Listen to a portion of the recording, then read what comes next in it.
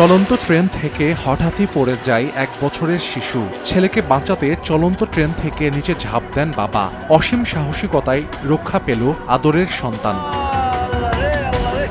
প্রত্যক্ষদর্শীরা জানান, দুপুরে ব্রাহ্মণবাড়িয়া থেকে ছেড়ে আসে তিতাস কমিউটার ট্রেন। কিশোরগঞ্জের ভৈরব রেল স্টেশনে পৌঁছানোর সঙ্গে সঙ্গে ঢাকাগামী যাত্রীরা উঠতে শুরু করেন। নামার সুযোগ পেতে দেরি হয়ে যায় শিশুসহ ওই দম্পতির। ধীরগতিতে ট্রেনটি চলা শুরু করলে হঠাৎই পড়ে যায় শিশুটি। তাকে উদ্ধারে চলন্ত ট্রেন থেকে নিচে লাফ দেন বাবা। লাইন ও প্ল্যাটফর্মের মাঝের ফাঁকা স্থানে শিশুটিকে আগলে রাখেন।